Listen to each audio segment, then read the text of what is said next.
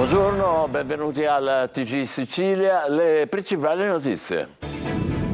C'è un siciliano, Vincenzo Franchina, un giovane operaio di Sinagra, tra i morti nella centrale idroelettrica del lago di Suviana.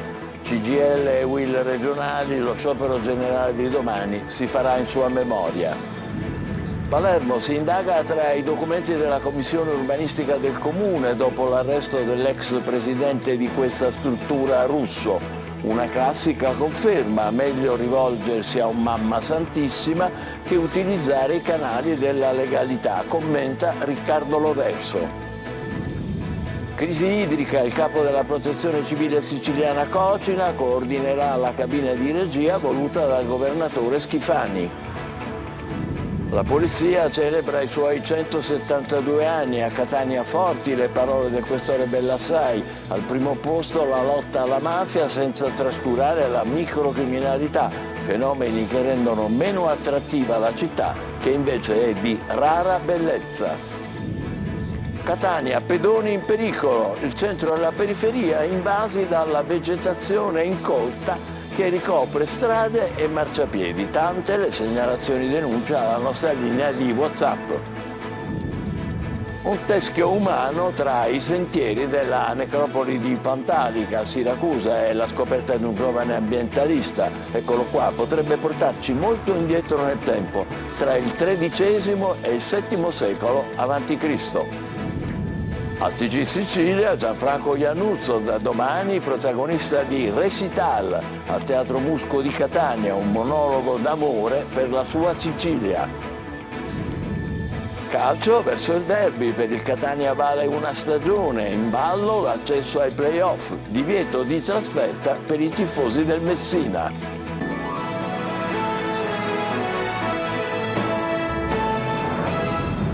Si chiamava Vincenzo Franchina, aveva 36 anni, era originario di Sinagra nel Messinese, l'operaio siciliano morto nell'esplosione a Suviana. CGIL e UIL regionali, lo sciopero generale di domani si farà in sua memoria. Francesco Triolo.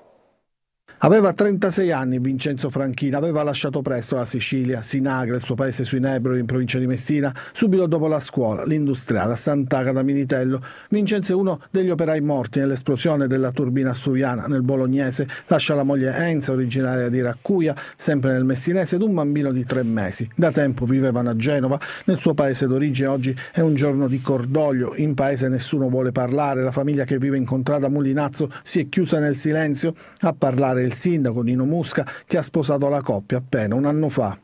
Tutti siamo particolarmente sconvolti, pensiamo la famiglia lo è in modo particolare, ma famiglia di grande dignità, di persone particolarmente educate, di persone particolarmente lavoratrici, per cui è una mattinata terribile, questa è una giornata brutta per la nostra comunità. Eravamo nella stessa scuola all'epoca, io insegnavo in un corso, lui ne seguiva un'altra, e capitava magari che gli davo qualche passaggio per entrare a casa da Sant'Agata a Sinagra, e lo ricordo sempre come persona particolarmente schiva, sorridente, educatissima, appunto, come dicevo, persona senza grilli per la testa. Ho avuto il grande privilegio nello scorso gennaio con il rito civile di celebrarne le nozze con una ragazza, con una signora di una comunità qua vicino di Raccuia, deliziosa anche lei, con Enza. Oggi parlare a distanza di poco più di un anno con un bambino di 3 mesi, parlare di questa situazione è davvero angosciante. A Sinagra sarà indetto il lutto cittadino mentre si lavora per capire la causa dell'incidente. Sembra che tutto sia partito da una turbina esplosa che ha causato un incendio e il crollo di un solaio. Una situazione difficile anche per i soccorritori, che hanno portato prima in salvo i 3 feriti più gravi, mentre 2 sono riusciti a spostarsi autonomamente. Poi, andando avanti, sono stati recuperati 3 corpi senza vita, tra cui quello di Vincenzo Franchina. Troppi morti nei luoghi di lavoro e i controlli sulla sicurezza che mancano in Sicilia. Abbiamo sentito stamane a Buongiorno Sicilia Carmelo De Caudo, segretario della CGIL di Catania, e Enza Meli, segretaria della UIL della città. si risparmia sulla sicurezza del lavoro e, come ha detto Carmela, i subappalti a cascata non favoriscono, perché significa che io prendo un lavoro a 100 euro, lo rivendo a 60, quindi io mi incasso 40 senza che devo fare niente, e chi si incassa 60 vuole incassare anche lui un altro 40, quindi quel 20 rimane ai lavoratori, quindi qualcosa la devono tagliare. È come voler fare il ragù senza piselli, senza carne, senza salsa. C'è un problema che riguarda la salute nei luoghi di lavoro, tant'è che noi chiediamo che venga rafforzata anche la medicina sul lavoro.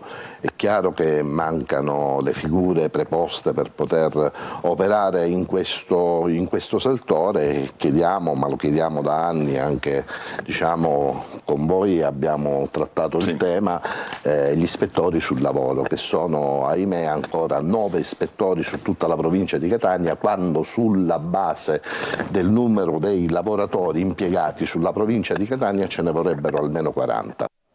Palermo, si indaga nelle carte della commissione urbanistica del comune dopo l'arresto dell'ex presidente di quella struttura, Mimmo Russo, sospeso da Fratelli d'Italia. Manlio Viola. È la commissione urbanistica del comune di Palermo il fulcro delle attività illecite contestate all'ex presidente e consigliere comunale Mimmo Russo, arrestato ieri per concorso esterno in associazione mafiosa, voto di scambio politico-mafioso, concorso in estorsione aggravata e concorso in corruzione per atti contrari ai doveri d'ufficio. Si tratta del secondo presidente di quella commissione che finisce sotto inchiesta negli ultimi anni. Russo però è un personaggio molto noto, per più di 20 anni è stato seduto sui banchi del Consiglio Comunale, per 30 protagonista della scena politica e sociale. Ha cambiato tante casacche, da Alleanza Nazionale al Movimento per l'Autonomia, da Azzurri per l'Italia al Movimento Palermo 22, che sosteneva Leoluca Orlando, fino ad approdare a Fratelli d'Italia. Aveva iniziato con le battaglie per i precari, ex PIP, per poi passare alla politica. Secondo una decina di pentiti, i suoi contatti erano però Gregorio Marchese, figlio del killer di Cosa Nostra Filippo, e Achille Amdò, faccendiere massone e consulente di società edilizie interessate a realizzare un centro commerciale. Dall'inchiesta sarebbe emerso che l'ex consigliere avrebbe messo a disposizione il proprio CAF per l'affidamento in prova ai servizi sociali di diversi condannati per mafia, che grazie al suo aiuto sarebbero così riusciti a lasciare il carcere, ma avrebbe anche distribuito soldi e buoni benzina per assicurarsi il consenso nei quartieri come lo Zen e il Borgo Vecchio. Da presidente della commissione urbanistica al Consiglio Comunale si sarebbe poi messo a disposizione per soddisfare interessi di persone vicine alla mafia, dando alle cosche il controllo di concessioni, autorizzazioni e appalti. Non è mai sorto però il centro commerciale di Roccella, sul quale Russo spingeva forte, l'affare che lo avrebbe sistemato per il resto della vita. E su questa vicenda sentiamo adesso Riccardo Loverso, giornalista a Palermo di Live Sicilia. Fatto salvo il principio di non colpevolezza che vale per tutti, l'inchiesta svela un malsano rapporto fra mafia e politica, con il politico di turno, in questo caso il consigliere comunale, ex consigliere comunale Mimmo Russo, che bussava alla porta dei mafiosi per avere consenso elettorale. I voti si pagavano e si pagano, perché nulla fa pensare che le cose purtroppo siano nel frattempo cambiate, con un buono di benzina, con un sacchetto della spesa, con la promessa di essere inseriti in una cooperativa sociale o per un posto di lavoro in un supermercato, ancora per avere una corsia preferenziale nella macchina della burocrazia comunale. Perché accade tutto questo? Perché purtroppo è radicata la cultura della scorciatoia, ma anche perché ci sono sacche della città di Palermo dove purtroppo è ancora più conveniente rivolgersi al Mamma Santissima di torno piuttosto che allo Stato. Si fa più in fretta e si risolvono le cose più facilmente. Purtroppo dobbiamo prenderne atto, altrimenti rischiamo di vincere la battaglia contro Cosa Nostra e perdere purtroppo quella sociale. A Palermo, dove si insedia la cabina di regia per l'emergenza idrica, a coordinarla è la direttore della Protezione Civile siciliana Cocina. Domani videoconferenza con il dirigente nazionale Curcio per gli interventi da finanziare subito. Manlio Viola.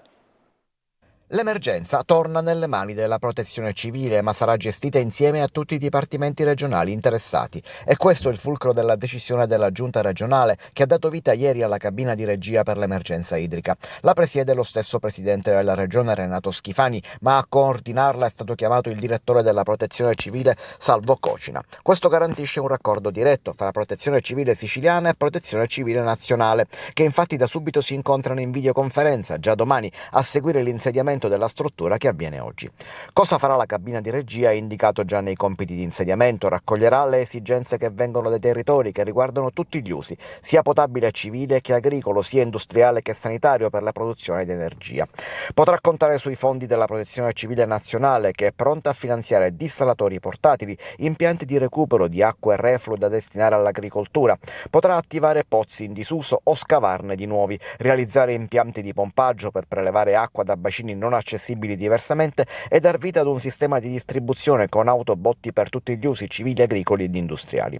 Possibili anche gli interventi straordinari sulle condotte idriche per limitare le perdite o per collegare fra loro impianti che non lo sono, in modo da poter utilizzare l'acqua di bacini con maggiore disponibilità anche in acquedotti forniti da dighe o bacini esauriti o in via di esaurimento. Ancora incendi di rifiuti non raccolti a Palermo, i vigili del fuoco costretti a intervenire più volte e così alcune aree diventano discariche a cielo aperto. Marco Gullà. Rifiuti, disagi e roghi, un copione che non cambia a Palermo. Da 10 giorni a questa parte la scena in molti quartieri del capoluogo è sempre la stessa. Cassonetti straripanti di rifiuti e montagne di sacchetti ai piedi dei contenitori e sui marciapiedi. A questi si aggiungono i fuochi appiccati dai residenti per liberarsi dall'immondizia. I vigili del fuoco sono dovuti intervenire più volte per spegnere i roghi appiccati in tante vie dello Zen, ma anche in Corso dei Mille, in piazza Achille Grandi a Brancaccio e in via Cortigiani, nel quartiere Zisa. Le feste pasquali hanno quindi lasciato il segno, con molti quartieri ancora invasi dai rifiuti e con i roghi appiccati, ma non solo questo, perché molte parti del capoluogo diventano delle vere e proprie discariche a cielo aperto. Qui siamo nel quartiere di Corso dei Mila, alle mie spalle c'è il fiume Oreto che bagna la città in diversi tratti, ma è anche una discarica a cielo aperto con frigoriferi, materassi e anche vecchi mobili che vengono abbandonati proprio a ridosso del fiume. La RAP è al lavoro per ripulire la città, ma il problema potrebbe ripresentarsi in occasione del ponte del 25 aprile e poi del 1° maggio.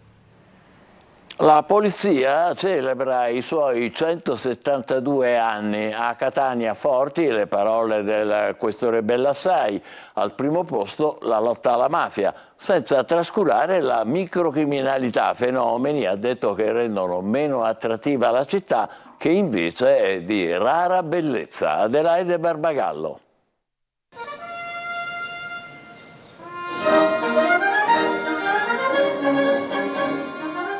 Esserci sempre con il massimo impegno, con coraggio e un incessante lavoro di squadra. Anche a Catania la polizia celebra i 172 anni della sua fondazione. In piazza Bellini il saluto degli agenti e rappresentanti delle istituzioni. All'interno del Teatro Massimo il messaggio del ministro Piantedosi e del capo della polizia Pisani. E poi l'intervento del questore Bellassai, che racconta di una Catania di rara bellezza, invidiata da tutti, cui fanno da contraltare le problematiche di alcuni quartieri.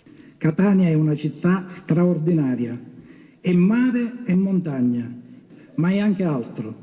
È Librino, periferia geografica del capoluogo, è San Berillo, è San Cristoforo, tutti contesti territoriali che fanno da contraltare alla magnificenza di Piazza Duomo. Prioritaria la lotta alla mafia, che è violenta, arrogante e soffoca le attività positive del territorio. È il nemico, perché erode le fondamenta della struttura su cui faticosamente si regge la convivenza sociale. E nel silenzio delle armi che hanno turbato i sonni dei catanesi negli scorsi decenni, tenta di rubare la loro libertà. Non meno importante la lotta alla microcriminalità e il contrasto all'illegalità, fenomeni che rendono meno attrattiva Catania. Parlare di parcheggiatori abusivi e di uso del casco in una realtà contrassegnata da dinamiche criminali così importanti può sembrare perfino paradossale. Non lo è.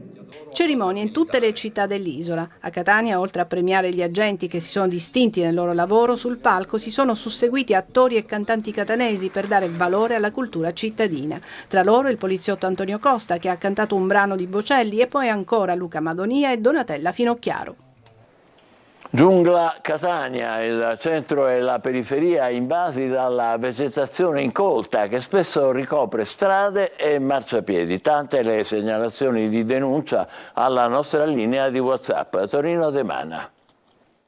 Non si può certo dire che a Catania non esiste il verde. Il problema è che è talmente rigoglioso ed incolto da occupare ogni cosa, ricoprendo strade e marciapiedi e rendendo impossibile il passaggio dei pedoni. Mentre l'amministrazione comunale fa di tutto per la mobilità sostenibile, è insostenibile la vita di chi percorre a piedi le strade di Catania. Sono tante le segnalazioni che arrivano alla nostra linea di WhatsApp al numero 342 74 55 005 e le denunce arrivano a macchia di leopardo da nord a sud, centro compreso, a testimonianza che le lamentele riguardano tutta la città. Domenica scorsa la prima edizione 2024 del Lungomare Fest ha battezzato di fatto la via Barraco, visto che molti catanesi l'hanno utilizzata ed esplorata per bypassare il lungomare. E così molti hanno segnalato lo stato dei marciapiedi in via Alcide De Gasperi, in alcuni tratti completamente ricoperti dalla vegetazione. Un'autentica giungla che costringe i passanti a transitare sulla strada con il serio rischio di essere investiti dalle auto in transito. Tanti messaggi inviati anche da Picanello, dove in via Galiotto cambia il marciapiede, non la sostanza. A ridosso di una fermata MTS ed in assenza di una pensilina, l'enorme e spontanea piantagione quantomeno fa ombra e con l'arrivo del caldo estivo può addirittura tornare utile. Da un cespuglio all'altro. Qui siamo in via San Giuseppe l'Arena. Ce ne siamo occupati un mese fa, denunciando la pericolosità della strada che costringe gli automobilisti ad invadere la carreggiata opposta per evitare le sterpaglie. Dal comune fanno sapere che è in corso la visura catastale dei terreni, poi scatteranno le diffide ai privati ed infine si provvederà alle operazioni di bonifica. Tempi imprecisati, del resto la burocrazia la conoscono tutti, come la curva cespuglio. Restiamo a Catania, l'ASP, l'azienda sanitaria, riorganizza l'attività del centro unico di prenotazione, nuovi orari per prenotare con il numero verde, potenziati front e back office. Tonino De Mana. L'ASP di Catania riorganizza l'attività del centro unico di prenotazione CUP. Dal 15 aprile il numero verde 800 95 4414 per la prenotazione di visite ed esami specialistici presso ambulatori dell'azienda sarà operativo da lunedì al venerdì dalle 8 alle 19. La rimodulazione degli orari di apertura al pubblico del CUP, fa sapere l'ASP, rientra nel piano di interventi disposti dalla direzione strategica dell'azienda guidata dal commissario straordinario Giuseppe Lacangasenzio, con l'obiettivo di migliorare la funzionalità del servizio e di garantire l'accessibilità e la fruibilità delle prestazioni sanitarie erogate. Nel corso degli ultimi 2 mesi l'attività del CUP, sottolinea l'ASP, è stata sottoposta ad un monitoraggio quotidiano. Sono state assegnate nuove risorse umane con incremento di professionalità interne e reclutamento di altre 10 unità. È in corso la riorganizzazione dell'attività di front e back office per ottimizzare il lavoro degli operatori, accompagnare gli utenti nella fruizione del servizio e ridurre i tempi medi di risposta, semplificando anche le procedure interne. Nella necropoli di Pantalica, vicino a Siracusa, è stato trovato un teschio umano fra i sentieri della riserva. È la scoperta di un giovane ambientalista e sul posto è andato Francesco Aloi. Camminando per questi sentieri ci si immerge in un paradiso terrestre. Siamo nella riserva di Pantalica a Siracusa. È qui che un giovane ambientalista ha trovato un teschio umano. Vedo un percorso che sale su a monte, lo percorro per all'incirca 200 metri e mi trovo davanti letteralmente un teschio umano, cosa che non mi aspettavo. Adesso i carabinieri stanno facendo tutte le analisi per capire a quale epoca appartenga, anche se pare risalga ad un periodo tra il XIII ed il VII secolo a.C. Ma qui c'è una delle più grandi necropoli e di teschi e ossa ce ne sono a volontà, ma dentro le tombe. Non ho mai trovato ossa in giro, però ho trovato magari dei reperti a terra come cocci di vasi antichi e secondo me questo teschio poteva essere stato conservato all'interno di qualche tomba, visto che ce ne sono oltre 5.000 e magari sarà stato deturpato dai tombaroli. Un luogo di silenzio, dove gli unici suoni che si avvertono sono quelli dell'acqua e degli uccelli. Un Eden da tutelare e proteggere, spesso attaccato anche dai piromani. Basti pensare all'incendio dello scorso anno, oltre 1.000 ettari di vegetazione andata in fumo. Maggiore controllo, maggiore vigilanza, un maggiore monitoraggio delle riserve naturali. E con la primavera inizia la stagione preferita dagli amanti della natura. Una passeggiata nel verde e chissà, una nuova scoperta. Già, davvero, chissà. La Sicilia adesso raccontata da Gianfranco Iannuzzo, l'attore siciliano da domani sarà al Teatro Musco di Catania con Recital, attraversando bellezze e contraddizioni di una terra che l'attore ama moltissimo. Giusy Lazzara. C'è tutta la Sicilia negli occhi di Gianfranco Iannuzzo, l'attore agrigentino che torna a Catania al Teatro Musco con il suo recital per dare voce a ricordi e emozioni. Faccio una metafora, raccontando la nostra meravigliosa Sicilia con le sue stupende contraddizioni, racconto l'Italia. Cos'è il mare per noi, che è stato ponte di 1000 culture, questa insularità meravigliosa che abbiamo, questo amore profondo, rispetto totale, sacrale che abbiamo per la donna, che è generatrice di vita, è madre, è terra. Pensiamo alle nostre sorelle, alle nostre mamme, alle nostre mogli, alle nostre figlie, quando pensiamo alla creatura meravigliosa che è la donna. Si scherza e si ride su tutto, anche su questo le donne sono le prime a riderci. Lo spettacolo da domani al Musco di Catania sarà in replica nei 2 prossimi fine settimana. Facciamo una breve pausa, tra poco il calcio con l'attesa per il derby tra Catania e Messina senza i tifosi giallorossi. State con noi.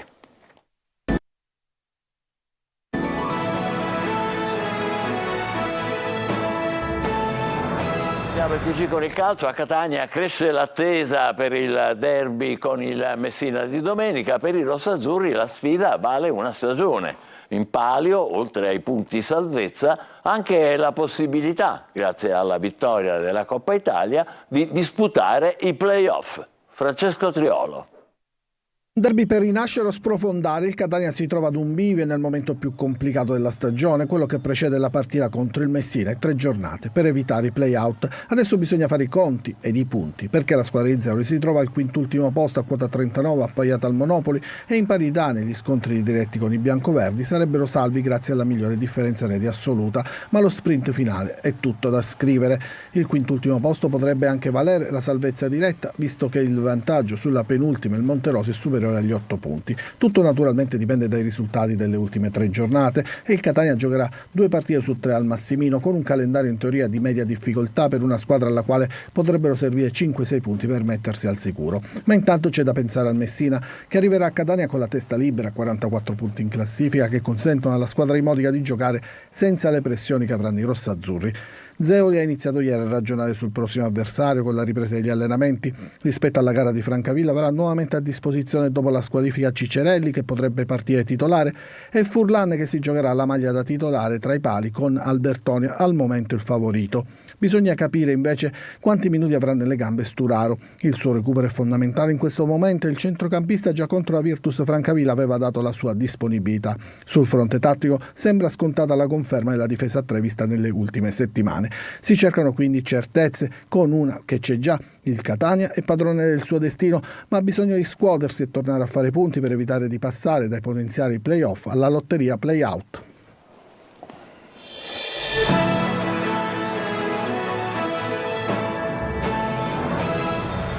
Dovremmo finirla un po' tutti noi giornalisti di prendere in considerazione nei fatti di cronaca i guai nei quali finiscono i politici con un'ottica strumentale di schieramento a seconda del partito che viene più o meno direttamente chiamato in causa. Bari e Torino per andare addosso al PD, Palermo per danneggiare Fratelli d'Italia. No, vi assicuriamo, per il TG Sicilia e Telecolor non funziona così. Palermo ci interessa eppure molto, perché ci fa capire cosa può capitare oggi, non anni fa, con le infiltrazioni nella politica della mafia e le complicità che ne derivano. Punto. E non è poco. Questo infatti significa il voto di scambio, i favori, i posti di lavoro dati o promessi in cambio di voti, i piani regolatori che si vorrebbero modificare a seconda delle convenienze e il resto che avete sentito poco fa e anche già ieri. Se fossimo a Bari indagheremmo su eventuali incontri improvvidi con parenti di esponenti di mafia e su tutto il resto, senza volere per questo colpire o coprire questo o quel partito. E lo stesso vale per Torino. Senza retorica ci impegniamo a fare così tutte le volte che dovessero capitare episodi analoghi. Siamo indipendenti. Cerchiamo di fare al meglio il nostro lavoro per dovere di cronaca. È il nostro modo di procedere, che è anche un impegno. Ci fermiamo qui, Sicilia torna alle 20, grazie e buon pomeriggio.